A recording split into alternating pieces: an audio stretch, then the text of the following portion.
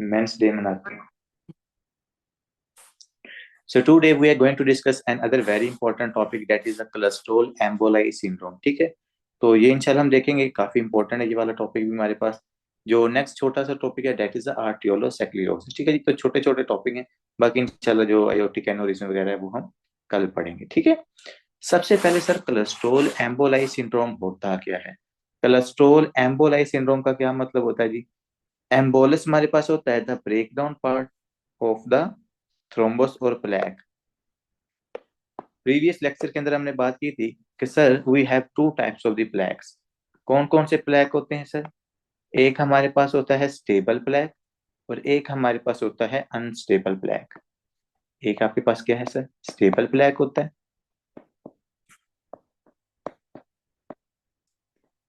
And on the other hand we have the unstable plaque. बच्चों ये जो unstable plaque है, जब इसकी ब्रेकडाउन होती है ना, और ब्रेकडाउन होने के बाद क्या बनता है सर? वहां से एक हमारे पास छोटा सा इम्बोलस बनता है। देखो ये मेरे पास एक बड़ी सारी ब्लड वेसल, लेट्स सपोज मैं कहता हूँ ये डिसेंडिंग अयोटा है, ये है डिसेंडिंग अयोटा। अब आपने गौर करना, इस डिसेंडिंग अयोटा के अंदर ना ये प्लेक बना हुआ है। ये कैसा बना हुआ है? प्लेक। जब इस प्लेक की किसी भी रीजन की वजह से ब्रेक डाउन होती है, वट एवर द रीजन, मैं फिर कह रहा हूँ कोई भी रीजन हो सकता है, क्योंकि हमें पता है कि प्लेक्स हो सकते हैं दो टाइप्स के। स्टेबल जो प्लेक होता है वो कोई ऐसे टूटता नहीं है इतनी जल्दी, ठीक है। लेकिन जो हमारे पास अनस्टेबल प्लेक है ना, वो अनस्टेबल प्लेक जब यहाँ से क्या होगा सर? ब्रेक डाउन होगी उसकी, और ब्रेक डाउन होके वहां से क्या बनेगा? छोटा सा एक मालिक्यूल बनेगा। ठीक है, ये जो छोटा सा ब्रेकिड पार्ट है हमारे पास इस प्लेक का, इसको हम क्या कहते हैं सर? ये that is called the emboli. Thrombus से या प्लेक से जो छोटा सा पार्टिकल टूटता है, और वो उस लार्ज ब्लड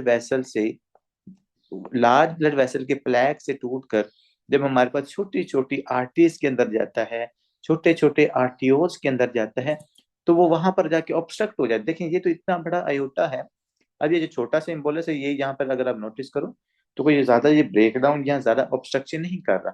लेकिन अगर यही क्या करता है, आपकी बॉडी की जो छोटी छोटी आर्टरीज हैं, जो छोटे छोटे आर्टियोज हैं, यही प्लेग क्या करता है? वहां पर जाकर 100% ऑब्स्ट्रक्शन काज कर देता है।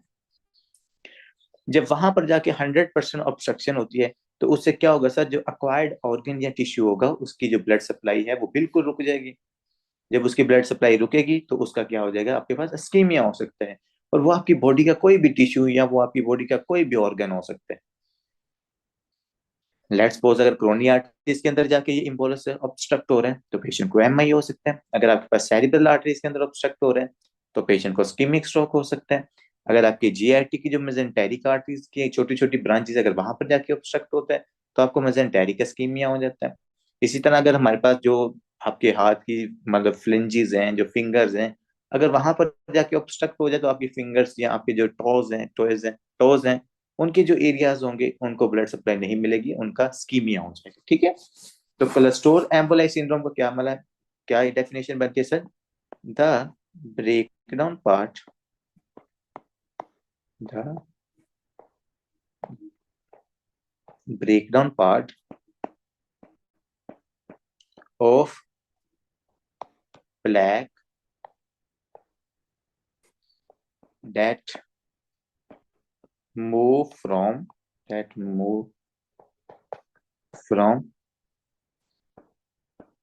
one part of body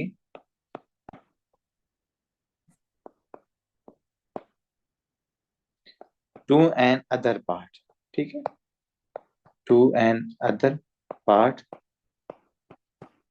to cause obstruction। तो वो क्या काज करवाता है सर?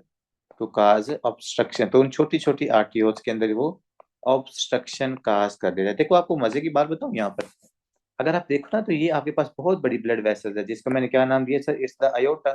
लेट्स सपोज मैं ये कहता हूँ ये डिसेंडिंग अयोटा है। ये क्या है? डिसेंडिंग अयोटा है। यहाँ पर आपके पास जो प्लेक बना हुआ है ना, देर इज अ पॉसिबिलिटी कि इस प्लेक की वजह से आपको सिम्टम कोई नहीं आ रही।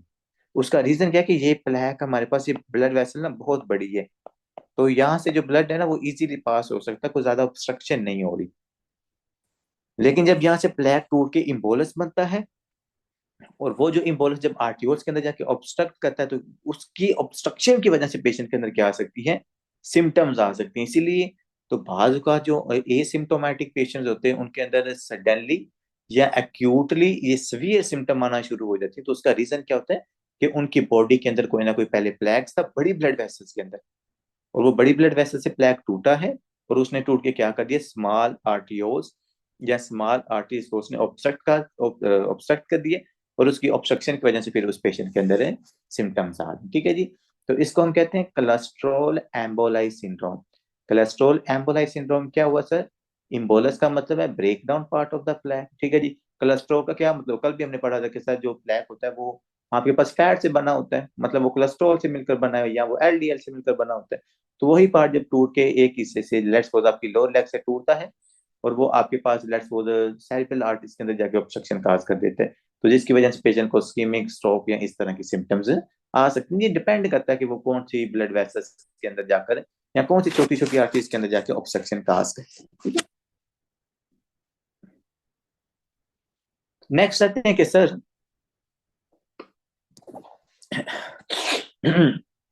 सॉरी, कि sir what can be the possible causes of the embolus formation.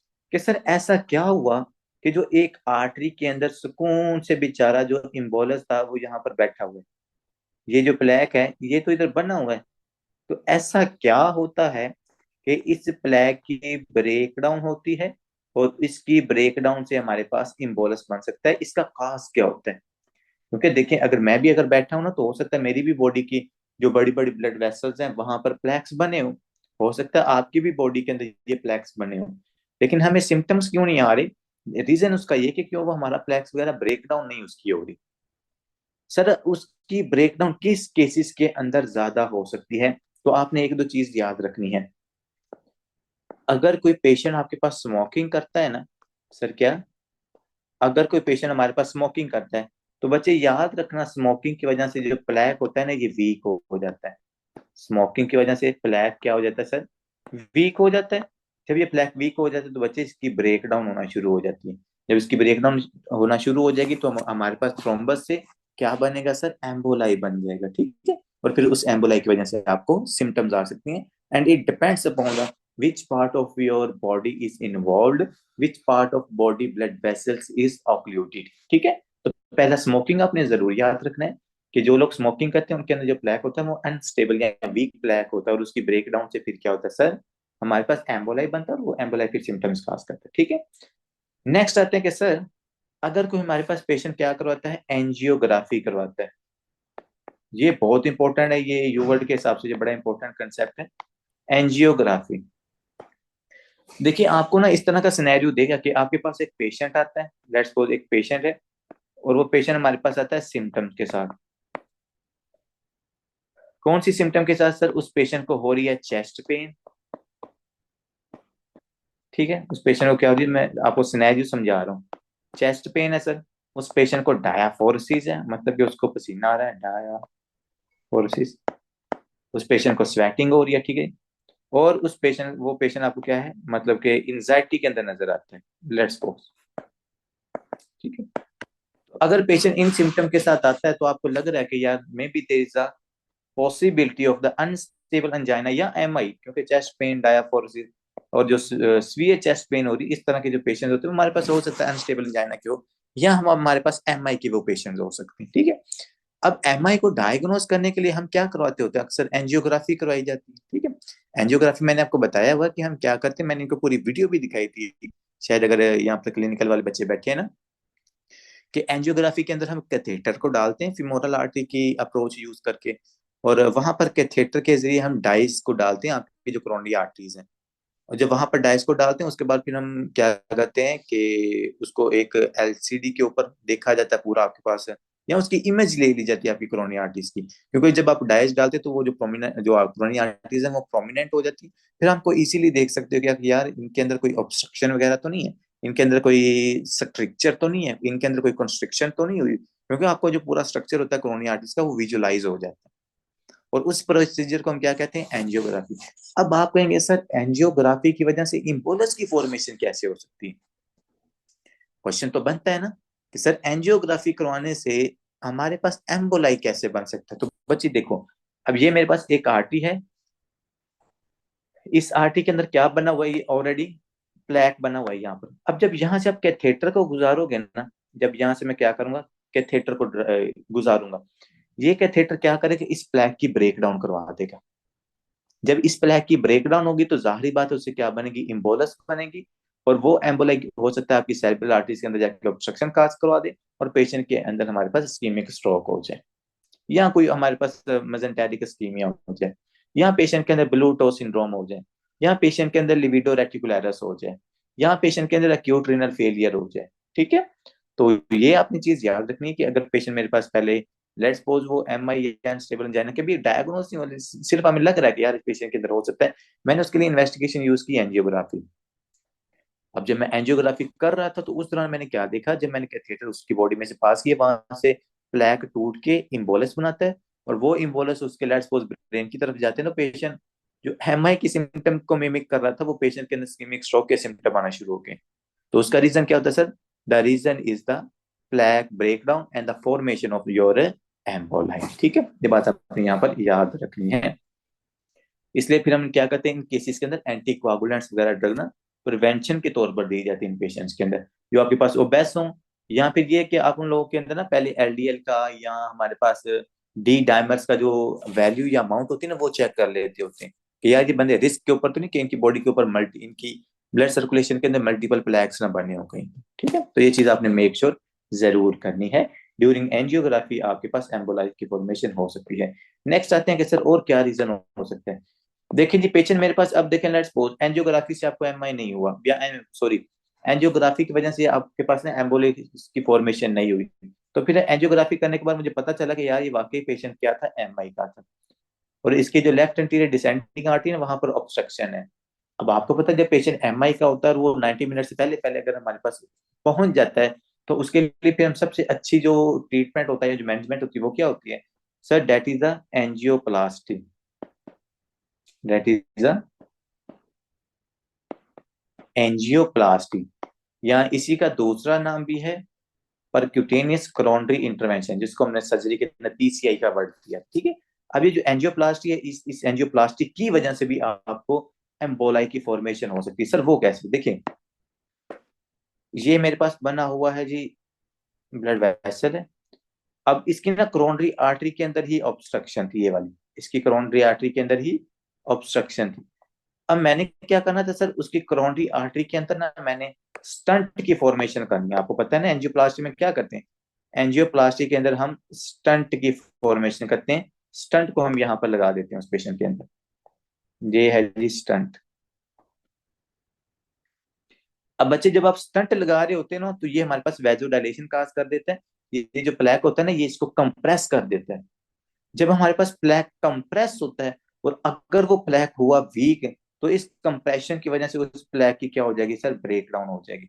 जब उस प्लेक की ब्रेक डाउन होगी, तो it can leads towards the emboli formation, and if there is a formation of the emboli, so it can cause the cholesterol emboli syndrome. ठीक है बच्चों, तो ये तीसरा काज हो सकता है। वही बार बार बात हो रही है कि अगर आप प्लेक को तोड़ोगे, अगर आप उसके साथ छेड़खानी करोगे, तो हमारे पास पेशेंट के अंदर कोलेस्ट्रोल एम्बोलाई सिंड्रोम हो सकता है। ठीक है जी, चौथा हमारे पास क्या काज हो सकता है सर पेशेंट का, जिसके अंदर एम्बुलस की फॉर्मेशन हो सकती है, इसको हम कहते हैं एंडोवस्कुलर ग्राफ्टिंग। एक हमारे पास सर्जरी की ही एक टाइप है, एंडोवस्कुलर। हमारे एंजियोप्लास्टी पता क्या होती है, एंजियोप्लास्टी या जिसको हम PCI कहते हैं, इसके अंदर जो आपने कहते हैं ना कि यार इस बंदे के ना हार्ट में स्टंट डला हुआ है या रोड डला हुआ है, तो वो जो स्टंट, आप जब स्टंट की प्लेसमेंट कर रही होते हैं ना, क्योंकि स्टंट की आप प्लेसमेंट कहाँ पर करते हो, जहां पर प्लेक बना होता है, जिसकी वजह से कोरोनरी आर्टरी में ऑब्स्ट्रक्शन हो रही होती है। तो जब आप वहां पर स्टंट लगाते हो ना, तो ये जो प्लेक है ना, इसको हम कंप्रेस कर देते हैं ताकि ब्लड वेसल का जो ल्यूमन है वो खुल जाए। जब आप इसको कंप्रेस कर रहे होते हैं, तो उसके दौरान अगर वो प्लेक हमारे पास मतलब कि वीक हुआ ना, तो उसकी ब्रेक डाउन का चांस होता है। और इन केस अगर उसकी ब्रेक डाउन हो जाती है, तो वहां से एम्बुलेंस बनेगा, और वो एम्बुलेंस फिर हमारे पास मल्टीपल सिम्टम्स काज कर सकता है। ठीक है, चौथा काज जो आपको एम्बुलेंस की फॉर्मेशन करवा देता है, that is called endovascular grafting. Endovascular grafting. देखिए जी, जो एंडोवास्कुलर ग्राफ्टिंग अप्रोच है, हम काफी डिजीजेस के अंदर इसको यूज करते हैं। अब इसके अंदर होता क्या है कि अपना एंडो का क्या मतलब होता है, एंडोवास्कुलर का क्या मतलब होता है, ब्लड वेसल के जरिए। ग्राफ्टिंग का क्या मतलब होता है, अगर आप कहीं पर ग्राफ्ट लगाना चाहते हैं। लेट्स सपोज अगर हमारे पास पेशेंट आता है ना आयोटिक डायसेक्शन का या आयोटिक एनोरिज्म का, देखो लेट्स सपोज ये पेशेंट है मेरे पास आयोटिक एनोरिज्म का। अब आयोटिक एनोरिज्म वाले पेशेंट के अंदर पता क्या किया जाता है, इस एरिया को काट के ना यहाँ पर हम ग्राफ्ट को लगाते होते हैं, ताकि इसकी ना सर्जरी हो जाए। जैसे एब्डोमिनल आयोटिक एनोरिज्म नहीं होता यार, एब्डोमिनल आयोटिक एनोरिज्म है, तो उसको रिपेयर करने के लिए हम इस एनोरिज्म को खत्म करने के लिए वहां पर एक ग्राफ्ट लगा देते हैं, ठीक है। अब उसके बाद दिमाग खराब हो गया। जब आप यहाँ पर ग्राफ्ट लगाने भैया जा रहे देखो हो, ये यार किसका माइक ऑन, हमाद आपका माइक ऑन है। तो जब आप यहाँ पर कैथेटर डालते हो और उस कैथेटर के जरिए हम क्या कर रहे होते हैं, एंडोवास्कुलर मतलब ब्लड वेसल्स के अंदर से ग्राफ्ट, और उस ग्राफ्ट की फिर हम यहाँ पर जाके प्लेसमेंट करते हैं, ठीक है। तो देखो बच्चों, इस दौरान भी हम क्या करें, कैथेटर को ब्लड वेसल्स के अंदर लेके जा रहे हैं।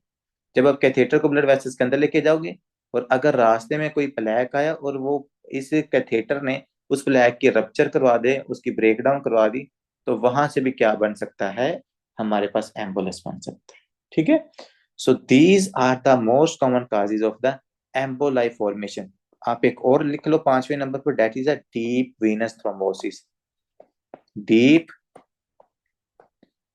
वेनस थ्रोम्बोसिस, जिन लोगों को डीवीटी होती है ना, जिनके मतलब के डीप वेन्स के अंदर थ्रोम्बस बना होता है, और वो थ्रोम्बस हमारे पास मोस्ट ऑफ द केसेस के अंदर ना वो वीक होता है, उसके उस थ्रोम्बस की ब्रेकडाउन के चांसेस बहुत ज्यादा होते हैं। इसीलिए तो अगर जो डीवीटी का पेशेंट होता है ना, हम उसको अगर डीवीटी डेवलप भी नहीं ना हुई और हमें पता है यार ये पेशेंट बेड रीडन है, पोस्ट ऑपरेटिव और ये बेड रीडन है काफी देर से, तो हम प्रिवेंशन के तौर पर उसको हेपरिन या वार्फरिन एंटीकोगुलेंट जो ड्रग होती है ना, ये दे देते हैं, क्योंकि हमें पता है इसकी वेन्स के अंदर थ्रोम्बस बनने का चांस बहुत बहुत ज्यादा है। और उस थ्रोम्बस के बनने के बाद एक तो इसको डीवीटी होगा, दूसरे नंबर पर इस पेशेंट के अंदर स्कीमिक स्ट्रोक या पल्मोनी एम्बोलिज्म हो सकती है, ठीक है। और वो क्यों होती है, जब हमारे पास वही थ्रोम्बस की ब्रेकडाउन होती है और वो बॉडी के डिफरेंट पार्ट्स के अंदर जाकर अक्यूमुलेट होता है, ठीक है बच्चों। ये चीजें आपने क्या रखनी है, यहाँ पर याद रखनी है। These are the causes of the cholesterol emboli syndrome, ठीक है। अब नेक्स्ट आते हैं कि सर हमें मेरे पास एम्बोलस की फॉर्मेशन होगी, देखो लेट्स ये एक बड़ी ब्लड वेसल है, इस बड़ी ब्लड वेसल के अंदर ये प्लेक बना हुआ था। अब इस प्लेक की क्या हो चुकी है सर, ब्रेकडाउन हो चुकी है, और इसकी ब्रेकडाउन से क्या बने हैं, हमारे पास एम्बोलाई बने। अब ये एम्बोलाइज क्या करेंगे, जो आपकी छोटी छोटी ब्लड वेसल्स हैं, छोटी छोटी जो कैपिलरीज हैं, वहां पर जाकर ये 100% ऑब्स्ट्रक्शन काज करते हैं। जब 100% ऑब्स्ट्रक्शन काज करेंगे ना, तो फिर हमारे पास मल्टीपल सिम्टम्स हमें उन पेशेंट्स के अंदर क्या है, नजर आ सकते हैं, ठीक है। तो अब बात करते हैं सर कौन कौन सी सिम्टम पेशेंट के अंदर है, हमें नजर आ सकती है। सबसे पहले तो जो आपने बात याद रखनी है वो है कि हमारे पास जो भी ऑर्गन या टिश्यू इन्वॉल्व होता है, उससे रिलेटेड आपको सिम्टम नजर आ सकते हैं, ठीक है जी। तो यहां पर हम लिखते हैं symptoms, symptoms appear according to according to according to involved small artery और आर्ट्रियोल्स, क्योंकि आर्टरी से छोटा क्या होता है सर, आर्ट्रियोल होता है हमारे पास, ठीक है। तो अगर आर्टरी या आर्ट्रियोल के अंदर ऑब्स्ट्रक्शन होगी, और वो जो भी होगा, मैं कह रहा हूँ वो ब्रेन के अंदर है, वो आपके इंटेस्टाइन के अंदर है, वो किडनी के अंदर है, जो भी होगा जिसके अंदर जाके ऑब्स्ट्रक्शन होगी ना, फिर उससे रिलेटेड आपको सिम्टम्स वहां पर नजर आ सकती है, ठीक है जी। तो सबसे पहले जो मोस्ट कॉमनली हमें सिम्टम्स नजर आते हैं, कुछ की हम बात कर लेते हैं। उसके अंदर जो पहला सिम्टम उसने आपको बताया, that is a libido reticularis. ये यूएस असेंबली के हिसाब से बड़ी इंपॉर्टेंट सिम्टम है, लिविडो रेटिकुलरिस। अब बच्चों लिविडो रेटिकुलरिस होता क्या, वैसे ये लैटिन वर्ड है, ये जो लिविडो रेटिकुलरिस है, और इसका मतलब होता है कि हमारे पास skin destruction because of obstruction. कि सर ऑब्स्ट्रक्शन जो छोटी छोटी स्किन के अंदर जिन ब्लड वेसल ने या जो आर्टियोस ने या जो आर्टरीज ने ब्लड सप्लाई करनी थी, उनके अंदर क्या होती है, ऑब्स्ट्रक्शन होती है। और उनकी ऑब्स्ट्रक्शन से आप देखो यहाँ पर, ये देखो, इससे क्या हमें पता चल रहा है कि सर इस पेशेंट की बॉडी की मल्टीपल आर्टियोल्स के अंदर ऑब्स्ट्रक्शन हुई हुई है। मतलब देखो, यहाँ पर काफी ज्यादा जो आर्टियोल्स है ना, वो क्या हुए हैं, यहाँ पर ऑब्स्ट्रक्ट हुए हैं। और उन्होंने ऑब्स्ट्रक्ट करके क्या कर दिया, देखो इसकी स्किन की नेक्रोसिस हो रही है, इसकी ब्लड वेसल्स की ब्रेकडाउन हो रही है छोटी छोटी, वहां से ब्लड लीक आउट होके बाहर आ रहा है। देखो, अगर ये मेरे पास छोटी सी आर्टरी या कैपिलरीज है ना, तो जब इसके अंदर ऑब्स्ट्रक्शन होगी ना, तो जो इसके पीछे वाला पार्ट है वो जहाँ पर ज्यादा प्रेशर लगाएगा ना कि ऑब्स्ट्रक्शन खत्म हो। जब यहाँ से ब्लड वेसल, ये ऑब्स्ट्रक्शन खत्म नहीं होगी, तो यहाँ से ब्लड आपका लीक आउट हो जाता है। जब ब्लड लीक आउट होगा, तो उसकी वजह से आप ये नजर आ रहा है, ये देखो इसकी स्किन देखो। तो जब ब्लड लीक आउट होगा, वहां पे हमारे पास रेड ब्लड सेल्स की ब्रेक डाउन होगी, हीम प्रोडक्शन होगी। हीम हमारे पास ये इसकी स्किन की नेक्रो, क्योंकि आपको पता है जो रेड ब्लड सेल्स के अंदर हीम होती है ना, ये बड़ी टॉक्सिक होती है, ये कोई इतनी अच्छी नहीं होती, क्योंकि हीम के अंदर आयरन होता है, और आयरन स्किन के लिए ऑक्सीडेशन का काम कर देते हैं। वो यहाँ पर स्किन की नेक्रोसिस काज कर सकता है, तो ये उसका डायरेक्ट इफेक्ट होता है। तो ये जो मल्टीपल सिम्टम्स नजर आ रही हैं आपको इस पेशेंट की लेग के ऊपर, इसका क्या रीजन है कि सर एक तो इसकी ब्लड सप्लाई रुक गई थी स्किन की, दूसरे नंबर पर जो हमारे पास छोटी छोटी कैपिलरीज थी उनकी ब्रेकडाउन, उनका हेमरेज हुआ, तो वहां से ब्लड लीक आउट होकर बाहर भी चला गया। और उस ब्लड के अंदर रेड ब्लड सेल्स होते हैं, रेड ब्लड सेल्स की ब्रेकडाउन होगी, तो वहां पे हीम, हीम हमारे पास आयरन और पोर्फिरिन से मिलकर बना होता है, और वो जो आयरन होता है, वो आयरन क्या करता है, मजीद इस स्किन की नेक्रोसिस का करता है। ठीक है। और इस कंडीशन को, जो कंडीशन आपकी छोटी छोटी ब्लड वेसल्स की ऑब्स्ट्रक्शन की वजह से डेवलप हुई है आपकी लेग्स के अंदर, इसको हम क्या कहते हैं सर, लेविटो रेटिकुलरिस। तो हम यहाँ पर लिखते हैं लेविटो रेटिकुलरिस इस condition that develop because of because of obstruction because of obstruction of small arteries and inflammation। कि सर एक तो हमारे पास यहाँ पर ऑब्स्ट्रक्शन हुई है जिसकी ब्लड सप्लाई कट ऑफ होगी, और दूसरी हमारे पास मैंने कहा ना, ये red blood cell heme heme से आयरन, और आयरन इसकी ब्रेक डाउन करवा के यहाँ पर इन्फ्लामेशन भी इसकी स्किन के अंदर काज करवाती है। ठीक है। तो इस कंडीशन हम क्या कहते हैं, लेविडो रेटिकुलरिस। और जब भी ब्लड की ऑब्स्ट्रक्शन होती है जो आपके स्किन को ब्लड सप्लाई करता है, तो उसकी वजह से ये कंडीशन हमारे पास डेवलप हो सकती है, that is called the livedo reticularis. ठीक है। नेक्स्ट आते हैं कि सर और क्या सिम्टम हमें इस पेशेंट्स के अंदर नजर आ सकती हैं। इसको हम कहते हैं blue toe syndrome. Blue toe syndrome. देखिए मैं साथ यहाँ पर ना फोटो भी लगा देता होता हूँ ताकि ना आपको विजुलाइज हो जाए। जो चीज आपने विजुलाइज देखी होती है ना, वो चीज हमें बहुत कम भूलती होती है। ठीक है। तो इसलिए हम लेक्चर के अंदर ना ये फोटोज को ऐड कर लिया करते हैं। ब्लू टो सिंड्रोम का देखो, ये देखो, ये सारा ब्लू हुआ पड़ा। और अब इसका रीजन क्या है, ये ब्लू क्यों है, क्योंकि लेट्स वो यहाँ पे नीचे इसकी ब्लड सप्लाई थी, वो ब्लड सप्लाई क्या होगी, ऑब्स्ट्रक्टेड होगी। जब वो ब्लड सप्लाई ऑब्स्ट्रक्टेड होगी, तो यहाँ पर आपके पास ऑक्सीजनेटिव ब्लड नहीं आ रहा। जब यहाँ पर ऑक्सीजनेटिव ब्लड नहीं आएगा, तो इस एरिया के अंदर डी ऑक्सीजनेटिव ब्लड ज्यादा हो जाएगा। And whenever this increase amount of the deoxygenated blood that has excess amount of carbon dioxide, it can lead towards the bluishness of the skin और साइनोसिस ऑफ द स्किन। ठीक है। तो इसको हम क्या कहते हैं sir, blue toe syndrome. Blue toe syndrome क्या होता है सर, जिसके अंदर हमारे टो की तरफ ब्लड सप्लाई जाने वाली ऑब्स्ट्रक्ट हो जाए, और उसकी वजह से हमें जो टो वगैरह है वो हमें ब्लू कलर का नजर है। ठीक है। नेक्स्ट आते हैं कि सर और क्या सिम्टम इस पेशेंट के अंदर नजर आ सकती हैं। देखिए मैंने एक बात तो आपको पहले की हुई है कि जो भी आपका पार्ट इन्वॉल्व होगा ना, उससे रिलेटेड आपको सिम्टम नजर आ सकते हैं। तो ये जो मोस्टली आपको मतलब ये जो इल पेशेंट होते हैं ना, जो हॉस्पिटलाइज पेशेंट होते हैं, ये ज्यादातर उन लोगों के अंदर हमें नजर आती हैं। तो इसलिए हम जो कॉमन सिम्टम्स हैं वो यहाँ पर डिस्कस कर लेते होते हैं। सर और क्या सिम्टम हो सकती है सर, एक्यूट रीनल फेलियर या एक्यूट किडनी इंजरी भी हम कहते हैं, acute kidney injury, one of my favourite topic. इंशाल्लाह जब मैं आपको ये यूरिनरी सिस्टम पढ़ाऊंगा ना, तो एक्यूट किडनी इंजरी ऐसा मजे का टॉपिक है ना कि आप लोग हैरान हो जाओगे। इसके अंदर काफी ज्यादा चीजें हम डिस्कस करेंगे। अब एक्यूट किडनी इंजरी के अंदर सर क्या हुआ, कि देखो आपको पता है कि हमारी जो किडनी होती है, इसको अगर हम थोड़ा सा जूम करें तो ये किडनी बड़ी सेंसिटिव होती है। मैंने आपको दो चीजें बताई हुई हैं जो काफी ज्यादा सेंसिटिव होती हैं, एक आपकी आइस और दूसरी आपके पास किडनी।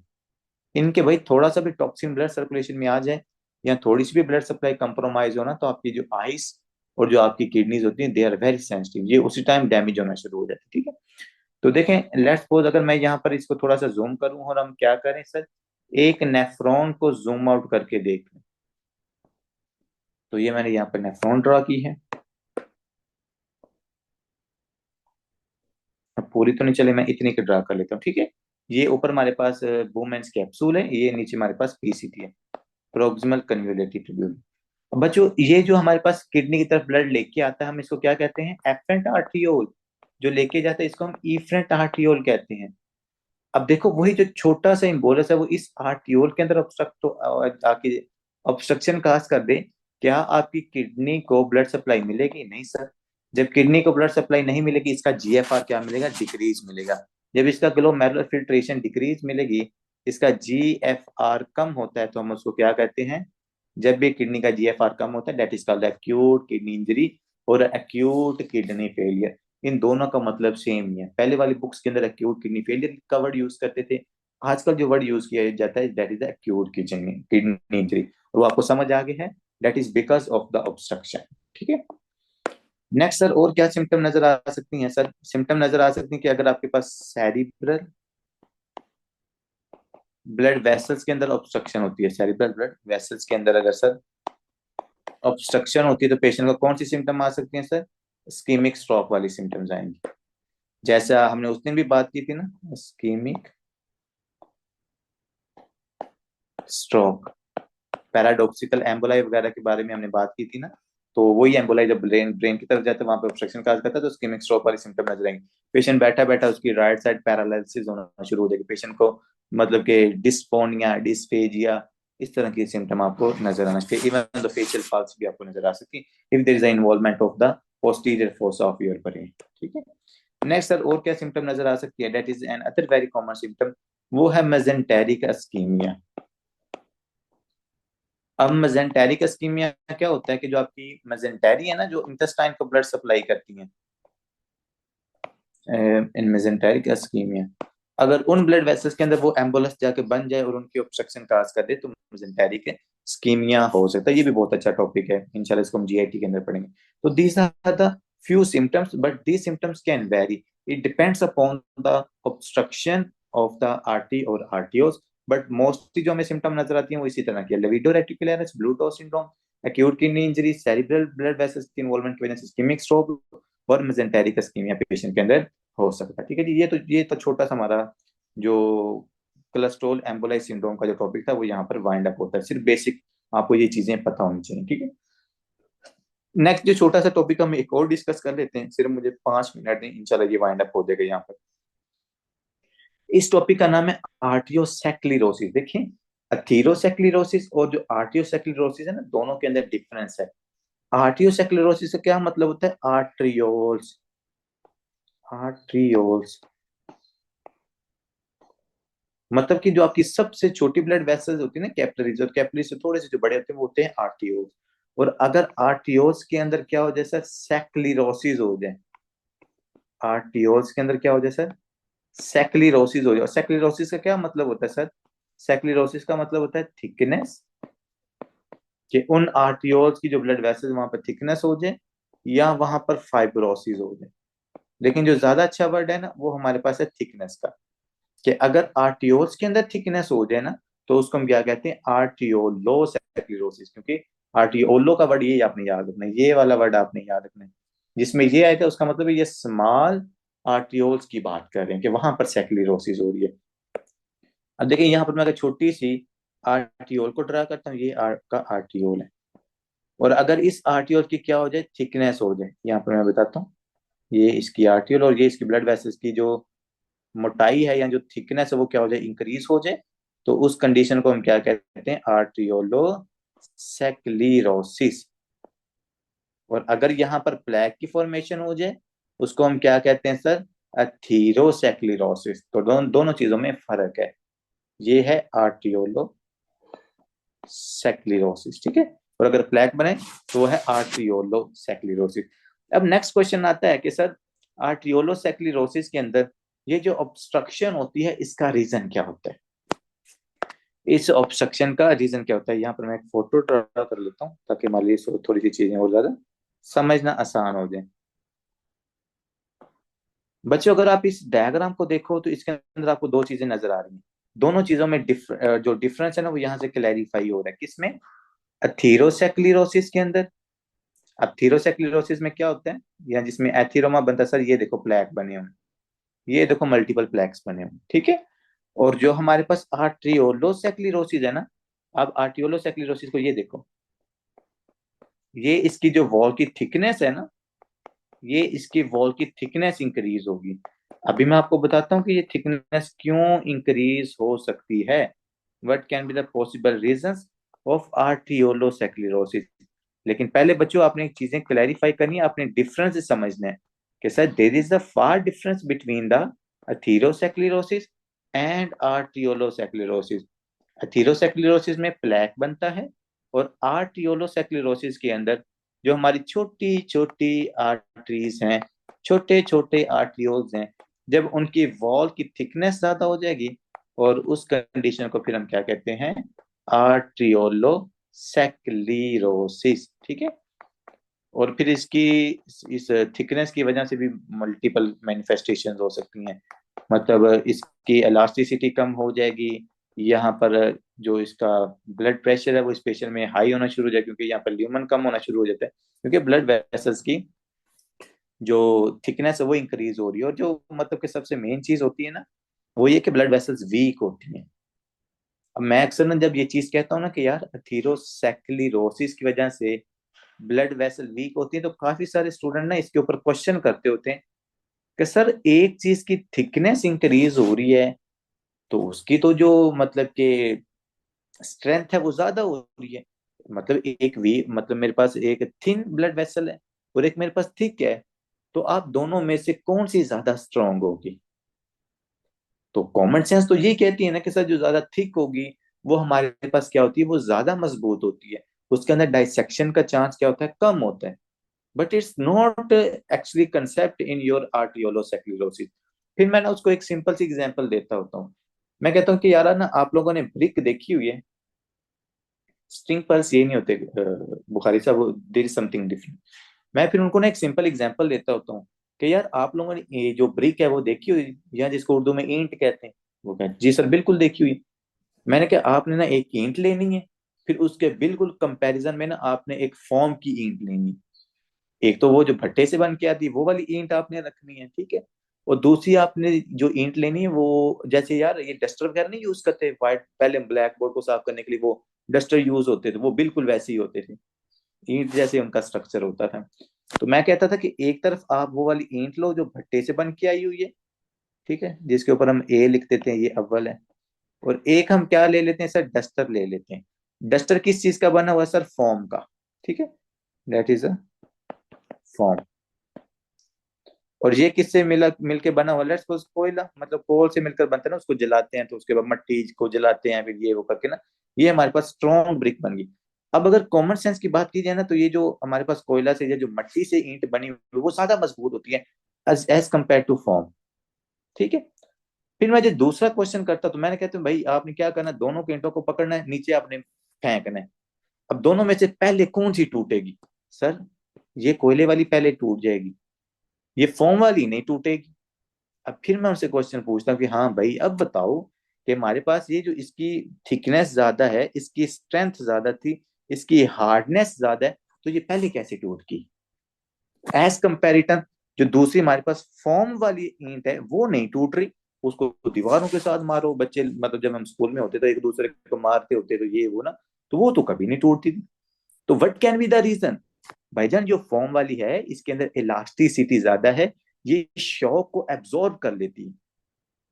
लेकिन जो हमारे पास दूसरी स्ट्रॉन्ग है वो शॉक को एब्जॉर्ब नहीं कर पाती, उसके अंदर इलास्टिसिटी नहीं है, इसलिए जैसे आप गिराओगे वो टूट जाएगी।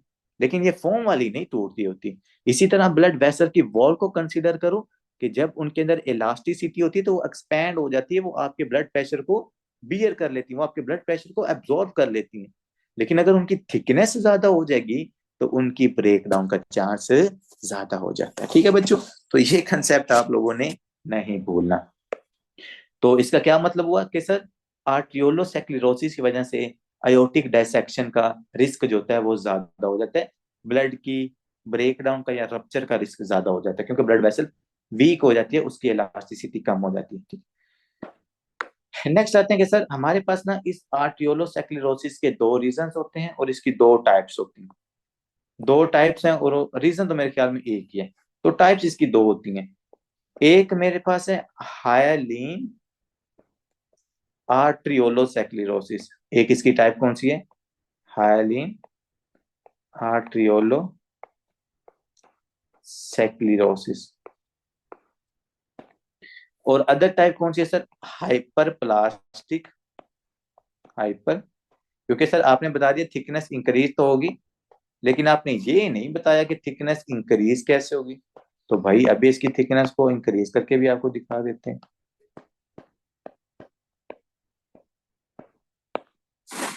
अब देखें बच्चे, हाइलिन आर्ट्रियोसेक्लेरोसिस का क्या मतलब होता है कि हमारे पास एक पेशेंट है हाइपरटेंसिव। क्या है पेशेंट, हाइपरटेंसिव है। अब जो पेशेंट हाइपरटेंसिव होता है उसका जो हमारे पास प्रेशर होता है ब्लड वेसल्स की वॉल्स के ऊपर, वो प्रेशर क्या होता है, ज्यादा होता है। बात को सर आपने समझना है, पेशेंट हाइपरटेंसिव है तो उसकी जो ब्लड वेसल्स है वहां पर जो टेंशन है वो क्या होगी, वो ज्यादा टेंशन लगेगी। जब उसकी ब्लड वेसल्स के ऊपर ज्यादा टेंशन लगती है ना, तो इसकी वजह से होता क्या है कि यहाँ पर दो जो एंडोथेलियल सेल्स हैं, देखो जब जहाँ पर टेंशन लगेगी तो जो इसके एंडोथेलियल सेल्स हैं इनके दरमियान में स्पेस क्रिएट होती है। यहाँ पर देखो ये स्पेस क्रिएट हो रही है। जब ये स्पेस क्रिएट होती है ना तो इस स्पेस की वजह से अल्टरनेटिवली रिस्पॉन्स क्या होता है ब्लड वेसल्स के अंदर, कि सर जब दो एंडोथेलियल सेल्स के दरमियान में टेंशन या प्रेशर लगने की वजह से उनके दरमियान स्पेस क्रिएट होती है, तो जो आपकी ब्लड सर्कुलेशन के अंदर प्रोटीन होती है ना, they started to leak out. तो वो यहाँ से फायदा उठाती हैं और वो प्रोटीन क्या करती हैं, आपकी ब्लड सर्कुलेशन से लीक आउट करके जो आपकी ब्लड वेसल की वॉल की मस्कुलर लेयर होती है ना, वहां पर जाके वो प्रोटीन क्या हो जाती है, डिपॉजिट होना शुरू हो जाती है। कौन सी प्रोटीन होती है सर, इसको हाइलिन प्रोटीन कहा जाता है। और वो कोई भी मतलब फाइब्रिन प्रोटीन भी हो सकती है, एल्ब्यूमिन प्रोटीन भी हो सकती है, कोई भी ब्लड प्रोटीन जो आपकी ब्लड सर्कुलेशन के अंदर प्रेजेंट होती है और जो लीक आउट करके हम आपकी मस्कुलर लेयर के अंदर जाकर डिपॉजिट होना शुरू हो जाए। और जब ये प्रोटीन वहां पर डिपॉजिट हो, क्योंकि आपको पता है ना हाइपरटेंसिव पेशेंट जो होता है इसकी हिस्ट्री कई सालों तक होती है, तो सालों तक ये काम होता रहता है, आहिस्ता से प्रोटीन लीक आउट होती रहती है ब्लड वेसल से, ब्लड वेसल्स की वॉल्स के अंदर। और जब वो लीक आउट होकर वहां पर डिपॉजिट हो जाती है तो इसकी वजह से क्या हो जाता है सर, सेक्लेरोसिस या थिकनेस हो जाती है आपकी ब्लड वेसल्स की। ठीक है, तो ये जो आपको आर्टियोलोसेक्लेरोसिस ज्यादातर नजर आती है ना, ये हाइपरटेंसिव पेशेंट्स के अंदर हमें नजर आती है। कि हाइपरटेंसिव जो पेशेंट होते हैं उनकी जो ब्लड वेसल्स होती हैं उनकी इलास्टिसिटी कम हो जाती है, थिकनेस ज्यादा हो जाती है। थिकनेस ज्यादा होने की वजह से या हाइलिन आर्टियोसेक्लेरोसिस ज्यादा होने की वजह से वो उनकी ब्लड वेसल वीक होती हैं। और इसी तरह आपने देखा होगा कि जो हमारे पास हाइपरटेंसिव पेशेंट होते हैं उनके अंदर आयोटिक डायसेक्शन उनमें ज्यादा कॉमन होती है, हेमरेजिक स्ट्रोक उनके अंदर ज्यादा कॉमन होता है। और उसका रीजन आई होप सो कि आज आपका यहाँ पर क्लियर हो गया हो। ठीक है सर, जो दूसरी इसकी टाइप है हाइपर प्लास्टिक आर्टियोलोसेक्लेरोसिस। अब हाइपर प्लास्टिक आर्टियोलोसेक्लेरोसिस के अंदर क्या होता है, इसमें आपने ये याद रखना है कि जो ब्लड वेसल्स के स्मूथ मसल्स है ना, smooth muscles of blood vessels, क्योंकि मैंने आपको इसलिए तो छोटी छोटी चीजों को भी मैं आपको स्ट्रक्चर पढ़ाता हूँ। ब्लड वेसल का जो स्ट्रक्चर मैंने 70,000 गुना दफा पढ़ाया हुआ है, tunica intima, tunica media, tunica adventitia. ठीक है, तो देखें जो स्मूथ लेयर होती है ना आपकी ब्लड वेसल्स की, कोई मसला नहीं सर, हम फिर ट्राई कर लेते हैं। ये आपके पास ब्लड वेसल है। इस ब्लड वेसल के अंदर क्या सर, एंडोथेलियल सेल है।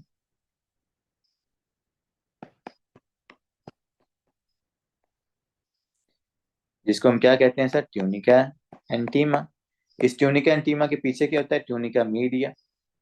तो ये होता है आपका ट्यूनिका मतलब मस्कुलर लेयर होती है ब्लड वेसल्स, और सबसे बाहर ट्यूनिका एडवेंटिशिया होता है, जिसके हमें एज इट यहाँ पर जरूरत नहीं है। बात को आपने समझना है, ये जो ट्यूनिका मीडिया है जो स्मूथ मसल से मिलकर बनी हुई है, ये अगर प्रोग्रेस करना शुरू कर दे, अगर इसके सेल्स के अंदर हाइपरट्रॉफी होना शुरू हो जाए, ट्यूनिका मीडिया मस्कुलर लेयर के सेल्स के अंदर अगर हाइपरट्रॉफी होना शुरू हो जाए, उनका प्रोग्रेशन होना शुरू हो जाए, तो जब इनके अंदर हाइपरट्रॉफी होगी आपकी मस्कुलर लेयर के अंदर, तो उस हाइपरट्रॉफी की वजह से देखो आप, ये हमारे पास आगे की तरफ बढ़ेगी ना, यहां से इस तरह।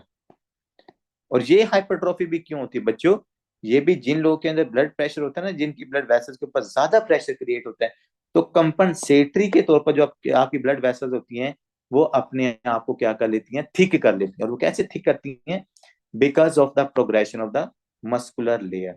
जैसे आपको पता है, अगर मैं जिम करूंगा तो मेरे बाइसेप्स का साइज इंक्रीज हो जाएगा। क्यों इंक्रीज हो रहा है सर, कंपनसेटरी मैकेनिज्म है, वो उस सारी फोर्स को इनहेंस करने के लिए या बियर करने के लिए मेरे जो स्केलेटल मसल्स के सेल्स हैं वो अपने आप को क्या करते हैं, अपने साइज को इंक्रीज कर लेते हैं, क्योंकि मैं बार बार उनके ऊपर फोर्स लगा रहा हूँ, मैं बार बार उनके ऊपर प्रेशर लगा रहा हूँ।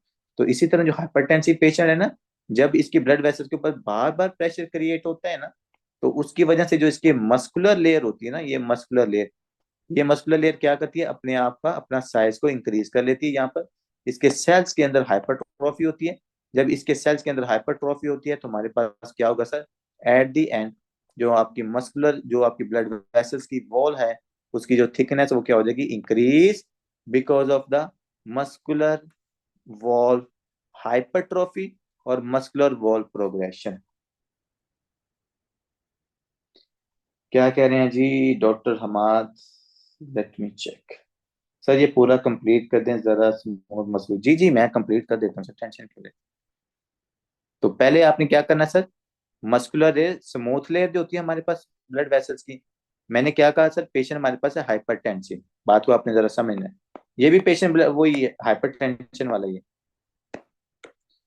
पेशेंट आपके पास हाइपरटेंशन वाला है, और एक काम तो उसके अंदर क्या हो सकता है सर, एक पेशेंट के अंदर तो हाइलिन आर्टियोसेक्लिरोसिस हो सकती है। दूसरा जो काम हम आपके पास हाइपरटेंसिव वाले पेशेंट के अंदर हो सकता है वो ये है कि उसकी वॉल्स के ऊपर ज्यादा प्रेशर लगता है। जब उसकी वॉल्स के ऊपर ज्यादा प्रेशर लगता है तो जाहिर बात है कंपनसेट तो करना है आपकी ब्लड वेसल ने, या उनके अंदर कुछ ना कुछ चेंज तो आना है।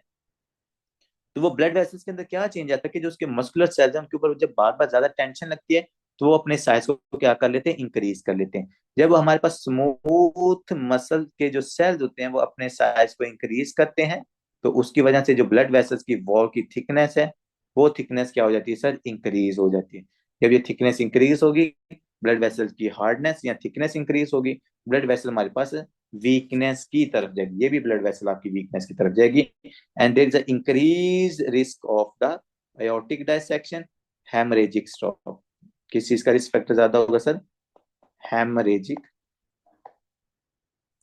और इसलिए मैं आपको फिर कह रहा हूँ, आपने बहुत सारे हेमरेजिक स्ट्रोक, आपने बहुत सारे पेशेंट देखे होंगे जो हाइपरटेंसिव होते हैं जिनकी ब्लड वेसल्स फट जाती हैं, या हेमरेजिक स्ट्रोक हो जाता है, या अयोटिक डायसेक्शन हो जाती है, या कोई और ब्लड वेसल है जो फट जाती है। ठीक है, तो ये बातें आपने क्या रखनी है यहाँ पर, याद रखनी है। It's all about the arteriosclerosis, it's all about the atherosclerosis, and it's all about the cholesterol emboli syndrome. ठीक है जी, आई होप सो। छोटे छोटे टॉपिक थे, हमने बड़े प्यारे तरीके से इनको क्या कर लिया, यहाँ पर कवर कर लिए।